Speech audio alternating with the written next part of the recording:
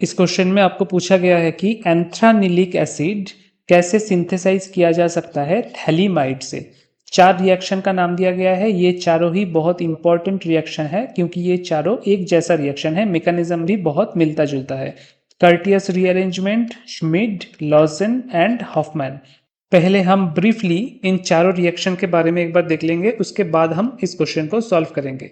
सबसे पहले है कर्टियस रिएक्शन और कर्टियस रीअरेंजमेंट। आपको एग्जाम हॉल में क्या करना होगा, आपको पहचानना होगा कि इन चारों रिएक्शन में से कौन सा रिएक्शन आपको दिया गया है और उसके लिए रिएजेंट कौन सा यूज हुआ है। रिएजेंट को देख के या फिर स्टार्टिंग मटेरियल को देख के आपको पहचानना होगा कि कौन सा रिएक्शन आपको क्वेश्चन में पूछा गया है। जैसे कि कर्टियस रिएक्शन के केस में starting material essentially acyl azide से आइसोसायनेट प्रिपेयर किया जाता है। एसाइल एजाइड क्या है? Acyl azide is R C double बॉन्डो, साथ में एजाइड ग्रुप यानी कि M3। इसको आप स्प्रेड करके ऐसे लिख सकते हो, इन, फिर सिंगल बॉन्ड इन, फिर ट्रिपल बॉन्ड इन। यहाँ पे एक प्लस चार्ज होगा और यहाँ पे एक माइनस चार्ज होगा। और फाइनल प्रोडक्ट क्या है? फाइनल प्रोडक्ट है आइसोसायनेट विच इज RnCO। इसका बॉन्डिंग कुछ इस तरीके से होगा, N double bond C double bond O। और इसके लिए, इस रिएक्शन के लिए रिएजेंट क्या चाहिए? रिएजेंट कुछ नहीं चाहिए, आपको बस हीट देना है, हीट अप्लाई करना है बाहर से। और रिएक्शन मीडियम होना चाहिए एप्रोटिक या फिर वाटरलेस, जैसे कि क्लोरोफॉर्म या फिर बेंजीन।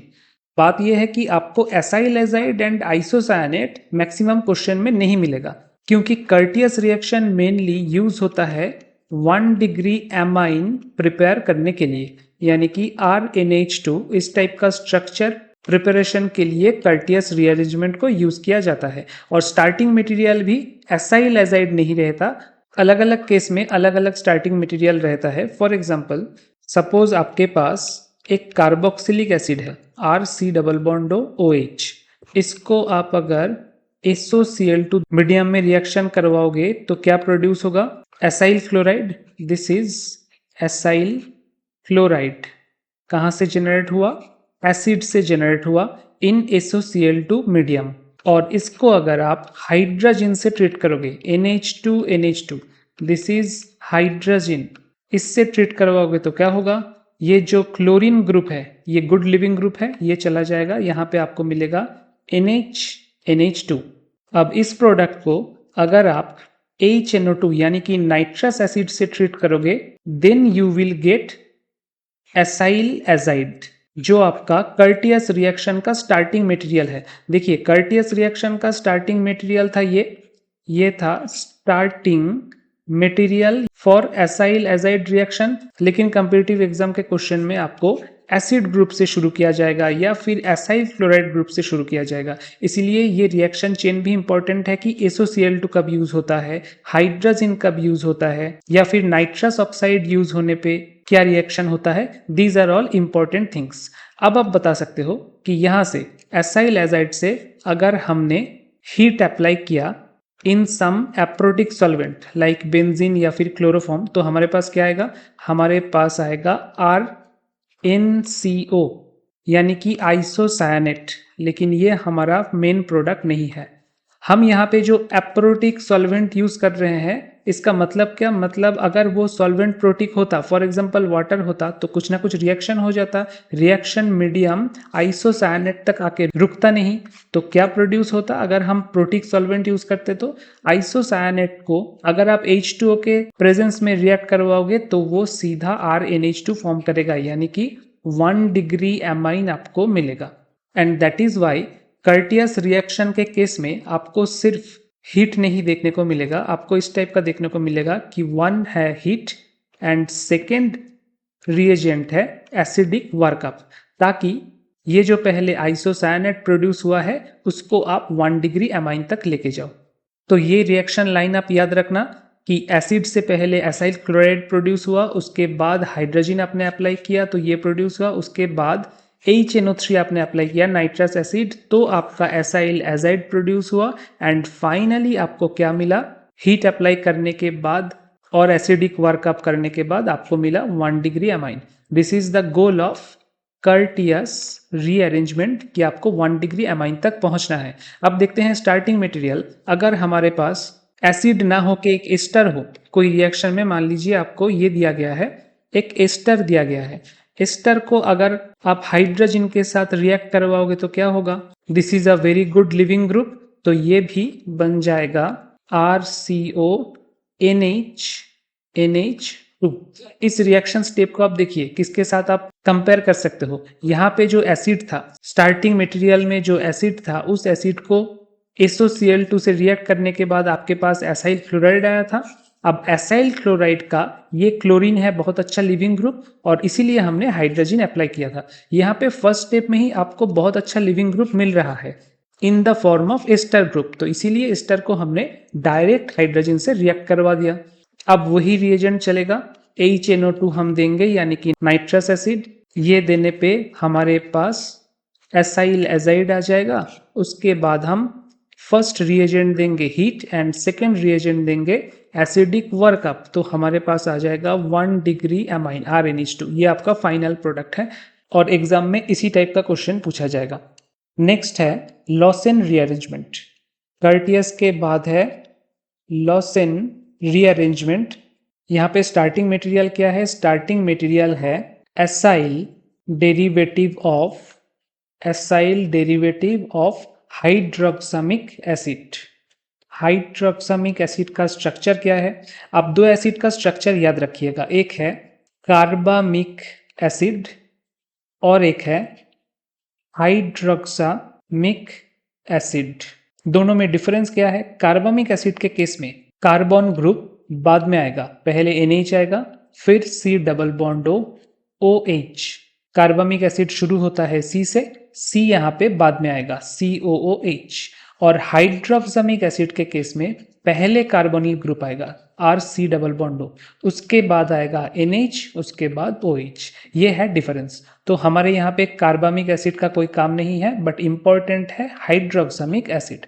और सिर्फ हाइड्रोक्सामिक एसिड ही नहीं, उसका एस्टर बहुत इंपॉर्टेंट है, एसाइल डेरिवेटिव। इसका एसाइल डेरिवेटिव आप कैसे बनाओगे, RC double bond O, NH तो है ही, अब OH के जगह आप ये कर दो C डबल बॉन्ड OR। ये हो गया आपका acyl derivative of hydroxamic acid. अब आपको कुछ नहीं करना है, बेसिक सोल्यूशन के साथ आप इसको ट्रीट कीजिए। साथ में आप हीट दे भी सकते हो, नहीं भी दे सकते हो। सो बेसिक सोल्यूशन के साथ अगर आप ट्रीट करोगे तो आपके पास आएगा बिल्कुल कर्टियस रिएक्शन के तरह। ये क्या है, आइसोसायानेट। फर्स्ट स्टेप में आपके पास आएगा आइसोसायानेट। अब कर्टियस रिएक्शन में अलग से आपको एसिडिक वर्कअप करना पड़ता था, ठीक है, क्योंकि वहां पे हम एप्रोटिक सॉल्वेंट यूज करते थे, लाइक बेंजीन हो गया, क्लोरोफॉर्म हो गया। लेकिन यहाँ पे हम क्या यूज कर रहे हैं, यहाँ पे हम OH मतलब बेसिक सोल्यूशन यूज कर रहे हैं। और हमको पता है कि सोल्यूशन में कोई भी बेस या एसिड का सोल्यूशन में वाटर प्रेजेंट रह रहा है, तो अगर मीडियम में वाटर प्रेजेंट है तो ये रिएक्शन आइसोसायानेट तक आके नहीं रुकेगा, ये फर्दर प्रोसीड करेगा जब तक कि आपके पास 1 डिग्री अमाइन ना आ जाए। तो यहाँ पे भी फाइनल प्रोडक्ट आपका होगा 1 degree amine. And one more thing, ये जो acyl derivative of hydroxamic acid है, इसको ना यूज करके अगर हम यहाँ पे सिर्फ हाइड्रोक्सामिक एसिड को यूज करते, यानी कि ये वाला स्ट्रक्चर को यूज करते, तभी भी हम एमाइन तक पहुंच पाते और वहां पे 2-3 रिएजेंट डिफरेंटली हमको यूज करना पड़ता, जैसे कि HCl और हीट, या फिर जो कन्वेंशनल है बेस प्लस हीट, या फिर आप SOCl2 को भी यूज कर सकते हो। ये सब यूज करने पे क्या होगा, ये सब यूज करने पे आपके पास RNCO यानी कि आइसोसायानेट आएगा, और ऑलरेडी मीडियम में क्या है, ऑलरेडी मीडियम में H2O प्रेजेंट है, तो फाइनली आपको 1 डिग्री अमाइन मिल जाएगा। So this is the case जब आपके पास स्टार्टिंग मटेरियल हो हाइड्रोक्सामिक एसिड, तब आप ये तीनों रिएजेंट यूज कर सकते हैं अलग अलग। लेकिन अगर आपके पास हाइड्रोक्सामिक एसिड का एसाइल एस्टर है तो आपको सिर्फ बेसिक सोल्यूशन यूज करना पड़ेगा, उसके साथ heat. This is Lossen rearrangement. अब कर्टियस और लॉसेन रीअरेंजमेंट में इंपॉर्टेंट सिमिलरिटीज क्या है, फर्स्ट सिमिलरिटीज यहाँ पे आपका इंट्रामोलिक्यूलर रिएक्शन होता है, इंट्रामोलिक्यूलर रिएक्शन होता है, और यहाँ पे रिटेंशन ऑफ कन्फिगरेशन होता है। मतलब अगर R एनंशियोमर है तो आपको R एनंशियोमर मिलेगा, और अगर S एनंशियोमर है तो आपको S एनंशियोमर मिलेगा। अब नेक्स्ट रिएक्शन की तरफ आगे बढ़ते हैं, विच इज श्मिड रीअरेंजमेंट। श्मिड रीअरेंजमेंट में क्या होता है, मेनली अगर आपके पास कोई कार्बोक्सिलिक एसिड है और उसको आप ट्रीट करोगे कंसेंट्रेटेड सल्फ्यूरिक एसिड, और उसके साथ ये बहुत इंपॉर्टेंट है HN3। NH3 क्या है, अमोनिया, और HN3 क्या है, this is hydrazoic acid, hydrazoic acid. इसको अगर आप यूज करोगे तो क्या हो जाएगा, एक कार्बन घट जाएगा, एक कार्बन रिमूव हो जाएगा और आपको प्राइमरी एमाइन ग्रुप मिलेगा। यहाँ पे एल्किल ग्रुप है, यहाँ पे भी एल्किल ग्रुप है, लेकिन यहाँ पे ये जो कार्बन था यहाँ पे वो नहीं है, सो 1 कार्बन लेस, ये आप ध्यान में रखना। Now for the purpose of exam आपको क्या याद रखना पड़ेगा कि रिएजेंट क्या यूज हुआ है, कंसेंट्रेटेड H2SO4 यूज हुआ है, और साथ में जहां पे भी आप देखोगे हाइड्राजोइक एसिड, मतलब श्मिड रिएक्शन का एक चांस है। लेकिन यहाँ पे सिर्फ कार्बोक्सिलिक एसिड को as a starting material use हम नहीं करते, बहुत बार क्या होता है हम एल्डिहाइड और कीटोन को भी यूज करते हैं। फॉर एग्जाम्पल अगर हम एल्डिहाइड यूज करते हैं, वहां पे हम कंसेंट्रेटेड H2SO4 अप्लाई करेंगे, साथ में हाइड्रोजोइक एसिड अप्लाई करेंगे, तो हमारे पास प्रोडक्ट क्या होगा, एक तो होगा nitrile RCN, normal CN group को हम क्या बोलते हैं, साइनाइड ग्रुप, और RCN अगर हो तो उसको हम एल्किल नाइट्राइल बोलेंगे, नाइट्राइल। साथ में आपके पास प्रोड्यूस क्या होगा, साथ में होगा RNHCHO, ये बहुत इंपॉर्टेंट है। अगर मैं इस H को रिप्लेस कर दूं NH2 से, NH2C डबल बॉन्ड OH, तो इसको हम क्या बोलेंगे, इसको हम बोलेंगे फॉर्मामाइड। फॉर्मामाइड क्यों बोलेंगे, क्योंकि C डबल बॉन्ड NH2 इस फंक्शनल ग्रुप को हम बोलते हैं एमाइड, तो ऑब्वियसली इस कंपाउंड में C double bond NH2 present है, तो दिस इज कॉल्ड फॉर्मामाइड। अब फॉर्मामाइड में ये जो NH2 है उसका दो हाइड्रोजन का कोई भी एक हाइड्रोजन को अगर आप रिप्लेस कर दोगे बाय एन एल्किल ग्रुप, तो हम उसको बोलेंगे इन एल्किल फॉर्मामाइड। सो एल्डिहाइड के साथ रिएक्शन में, मतलब अगर श्मिड रिएक्शन हुआ है एल्डिहाइड के साथ, देन आपको एक नाइट्राइल मिलेगा, एक इन एल्काइलेटेड फॉर्मामाइड मिलेगा, और साथ में नाइट्रोजन ऑब्वियसली बाहर निकल जाएगा एज ए गैस। तो आपने क्या देखा कि सिर्फ कार्बोक्सिलिक एसिड श्मिड रिएक्शन में रिस्पॉन्स करता है, ऐसा नहीं है, एल्डिहाइड भी श्मिड रिएक्शन में रिस्पॉन्स करता है। एंड नॉट ओनली दैट, अगर आपके पास कीटोन है तो वो भी श्मिड रिएक्शन में रिस्पॉन्स करेगा। अब कीटोन दो तरीके का हो सकता है, अगर ये दोनों R ग्रुप सेम है तो इसको हम क्या बोलेंगे, इसको हम बोलेंगे सिमेट्रिकल कीटोन। सिमेट्रिकल कीटोन में अगर आप श्मिड रिएक्शन का रिएजेंट को यूज करोगे, यानी कि कंसेंट्रेटेड H2SO4 और hydrazoic acid, then you will get an amide. अभी अभी हम एमाइड के बारे में बात कर रहे थे, RCONHR, और साथ में नाइट्रोजन रिमूव हो जाएगा। सो यहाँ पे आपको क्या मिला, एमाइड मिला। अगर आपके पास सिमेट्रिकल कीटोन ना होके एसिमेट्रिकल कीटोन हो, फॉर एग्जाम्पल RCO, यहाँ पे R डैश, तो श्मिड रिएक्शन करवाने के बाद क्या होगा, प्रोडक्ट, दो प्रोडक्ट आएगा, एक होगा RCONH R डैश, और एक होगा R डैश CONH R। दोनों ही एमाइड है लेकिन अलग अलग एमाइड है, सो इसको हम क्या बोलेंगे, एमाइड मिक्सचर।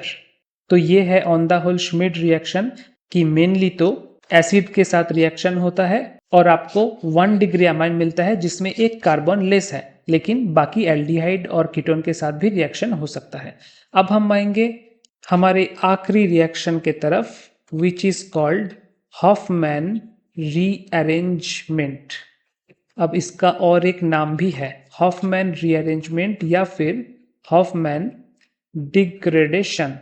हॉफमैन रीअरेंजमेंट या फिर हॉफमैन डिग्रेडेशन का मेन रिएक्शन क्या है, आपको मेनली ध्यान में रखना पड़ेगा कि अगर आपके पास एक 1 डिग्री एमाइड है, ये भी इंपॉर्टेंट एक चीज है कि हॉफमैन रीअरेंजमेंट या डिग्रेडेशन सिर्फ 1 डिग्री एमाइड के ऊपर काम करता है। 2 डिग्री एमाइड, 3 डिग्री एमाइड क्या क्या है, जैसे कि RCO, अब NH2 के जगह अगर हमारे पास NR, यहाँ पे भी एक एल्किल ग्रुप या फिर एराइल ग्रुप लगा रहता और एक H होता तो हम इसको बोलते 2 डिग्री अमाइड। और अगर इस H के जगह भी एक एल्किल ग्रुप या फिर एराइल ग्रुप अटैच्ड रहता तो हम इसको बोलते 3 डिग्री अमाइड। तो 2 degree amide and 3 degree amide Hofmann degradation नहीं देगा, सिर्फ 1 डिग्री अमाइड ही हॉफमैन डिग्रेडेशन देगा। इस 1 डिग्री अमाइड को हम किसके साथ ट्रीट करते हैं? NaOH Br2। इसको एग्जाम में आपको ऐसे भी दिया जा सकता है, alkaline bromine solution. Alkaline bromine solution ये आपको रिएजेंट के तौर पे दिया जा सकता है, या फिर आपको NaOBr ये स्ट्रक्चर दिया जा सकता है, या फिर आपको इसको स्पेल करके दिया जा सकता है कि sodium hypobromide solution, sodium hypobromide solution. तो इन तीनों का मतलब सेम ही है, दैट इज NaOH Br2। और फाइनल रिजल्ट क्या होगा? कुछ नहीं है, बीच का C डबल बॉन्ड O हट जाएगा और आपको मिलेगा एक 1 डिग्री अमाइन। ये जो C डबल बॉन्ड O है, कार्बोनिल ग्रुप है, ये डिग्रेड हो गया एंड दैट इज वाई इसको हम हॉफमैन डिग्रेडेशन के नाम से भी जानते हैं। अब हॉफमैन डिग्रेडेशन या फिर हॉफमैन रीअरेंजमेंट ऐसा नहीं कि सिर्फ 1 डिग्री अमाइड के ऊपर काम करता है। There are some other important examples, for example urea. Urea भी एक तरीके का अमाइड है, जैसे CONH2 और दूसरे तरफ भी और एक NH2 है। तो इसको अगर आप अल्कालाइन ब्रोमीन से ट्रीट करवाओगे तो इसका भी हॉफमैन डिग्रेडेशन होगा और हमको प्रोडक्ट क्या मिलेगा? ये बीच का C double bond O abolish हो जाएगा and we will get NH2। What is this? This is hydrazine. And finally, a very special reaction with imide group. Imide group क्या है? amide group तो है C double bond O NH2। imide group है जब दो acyl group एक nitrogen के साथ बॉन्डेड रहता है, bonded to a nitrogen atom, उसको हम बोलते हैं इमाइड। तो ऐसा ही एक बहुत इंपॉर्टेंट इमाइड है थैलीमाइड।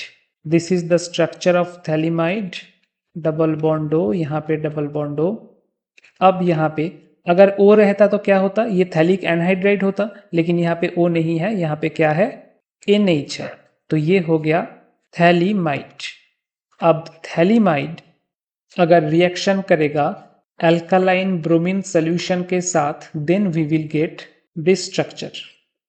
एक तरफ आपको NH2 ग्रुप मिलेगा और दूसरे तरफ आपको एसिड ग्रुप मिलेगा, और इसको आप क्या बोलोगे? इसका नाम है एंथ्रानिलिक एसिड। और यही आपको क्वेश्चन में पूछा गया है कि आप एंथ्रानिलिक एसिड को थैलीमाइड से कैसे फॉर्म करोगे, उस रिएक्शन का नाम क्या है? तो क्या होगा? उस रिएक्शन का नाम होगा हॉफमैन रीअरेंजमेंट या फिर हॉफमैन डिग्रेडेशन रिएक्शन। तो कौन सा ऑप्शन होगा क्वेश्चन में? आप देखो, option D will be your correct choice.